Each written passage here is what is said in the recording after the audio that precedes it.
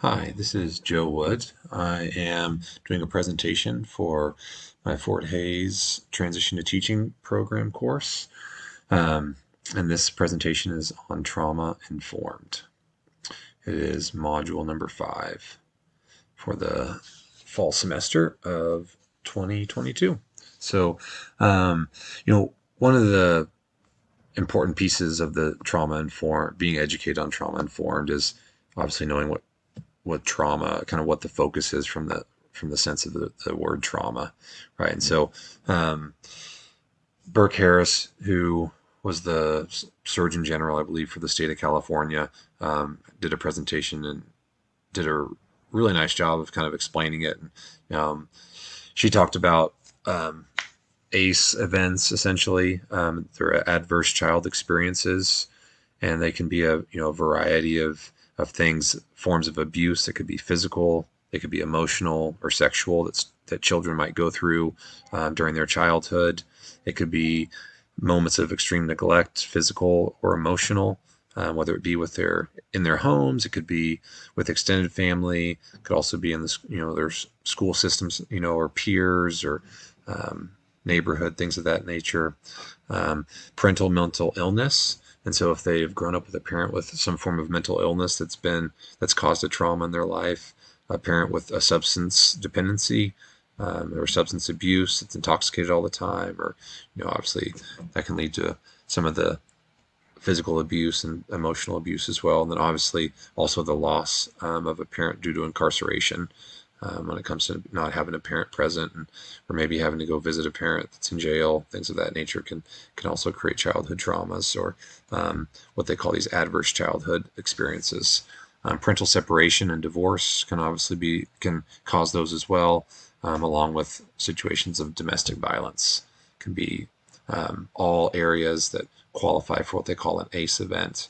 And a lot of times, what they turned around and they would use these ACE events, and there was a tons of data that Burke Harris mentioned in her.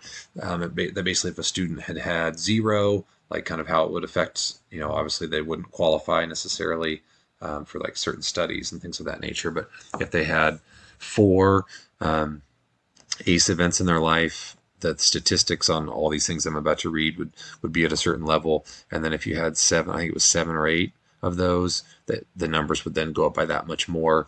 And basically what they talked about is each one of these ACE events essentially can affect your brain chemistry. It can affect the way your body duplicates DNA, things of that nature. The effects on your brain chemistry, without going into like the biological chemicals and the parts of the brain that it influences. The dumbed down version is it influences impulse control. So a region of the brain that controls that. It also increases a substance dependency. And then it has effects on your fear response in more normal situations. So kind of that fight or flight or freeze types of scenarios can be so like smaller deals for a normal, smaller deals become bigger deals. And then physical and mental health, there's increased heart risk, increased depression, increased chance of suicide. All these that can be linked back to the number of adverse childhood experiences that a child, has to go through in their lifetime. I really liked, there was a YouTube video on that Ham put together, and basically what it did is it kind of talked about the difference between like a normal brain that's ready to learn and a brain that's in more of like survival mode, right? And so these events, these ACE events, adverse childhood experience events, they put the child's brain into survival mode, right? It's that I'm being abused, I'm being neglected, I've got to figure out how am I going to get food, how am I going to get water, how do I get away from danger, how do I get home, how do I, whatever it might be, right? These experiences.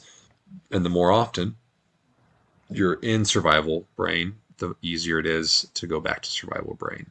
And especially when you think of that survival brain and you go back to these increased depression and suicide effects of, this brain chemistry effects of fear response.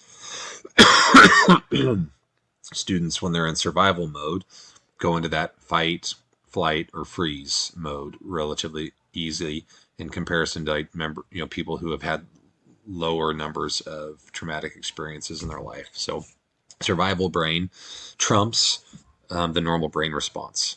So it kind of, because survival, it kind of flips that switch to survival mode. Um, it hyper focuses on the threat. Everything's black and white. It's like either yes or no, and there's not really a lot of gray area. It's really easy to be panicky. It's easy to shut down, right? Like in kind of what goes that fight, flight, or freeze.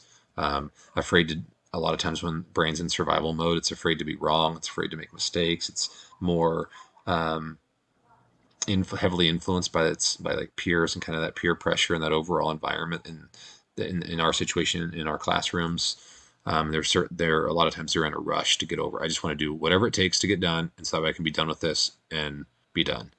And so that's kind of their survival brain. And what we talked about in this, like, kind of when it comes to understanding that that's how their brain is working and kind of why it's working that way.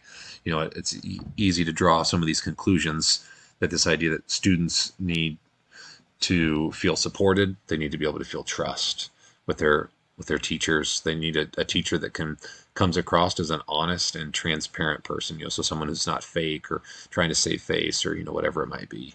It's also really important for them to have a feeling of a safe space, both physically and mentally, and then to have that teacher be someone who can empower them to feel that they have more control and help build that with some stability, and also by helping them by having high expectations for them, so that way they can continue to raise their expectations and continue to grow and get better. And so, from a teacher standpoint, I really feel that that's a big piece of that's kind of some of what I consider my responsibilities after kind of researching this a little bit more, is that we need to create a space for our students where they can be safe, they can feel safe physically, they can feel safe mentally. I'm really fortunate our school took on the Capturing Kids' Hearts process, which I feel like does a really good job when it comes to helping to create mentally safe spaces, and kind of the Carol DeWick mindset of growth mindset, and some of those things that I feel like really fall into alignment with this. Be open and honest with your students. Obviously there's a really fine line on that second bullet. It's like the ability to be open and honest with your students in a professional manner, but yet still, so you're not giving them too much information, right? So you got to make sure that we keep it professional, but at the same time, to be able to be transparent in an open and honest way, so that the student can feel, can just have that sense of comfort with you, stability with you, honest, trustworthy, those kinds of things, because you need to be real. You can't be perfect as a teacher. Students will see right through it. And the next one, be positive, you know, and have us greet your students with a smile. Really work to empower your students, build them up, um, be that stable, trustworthy influence in their lives that they can count on. And big thing for me is, I I think so many times it's easy to, like, oh well, let's just sit out this assignment, or let's, whatever it is. It's like, maybe give them more time for an assignment, but they don't necessarily, I feel like you want to hold them to a similar standards and high expectations as you can based on the circumstances and situation. So, questions that I kind of have when it comes to implementing some of this is, I can't remember which one it was, which video I watched that talked about developing grit and instilling grit in our students, the ability, and I think I'd be interested to see different, like, class lesson plans or ideas on how to do that. Um, I'm a big fan of the growth mindset, so I'm constantly searching for, new good ways to develop kind of that not yet mentality, that, like, I don't know it yet, that I'm almost there, I'll get there, that kind of thing. One of the things that I was curious about is how do other teachers address students' trauma? How do you get a student to open up to you, to where you can talk and have a conversation about their trauma, when you're spend 90% of your time in a classroom setting where it's you and 20 some other kids, and to be able to have that moment to build that relationship? And so I feel like, to me, how do you do that, and how do you address it in the classroom setting? Like, when you have all these other students, it's like, it's kind of hard to have some really good get to know you conversations when you're in, like, up by your desk, when there's still other kids that can hear what's being said. And so those are kind of the things that I feel like the hurdles in my mind, in this process, to try to help and be that person. So that wraps up my presentation. I'm at about the 10-minute mark.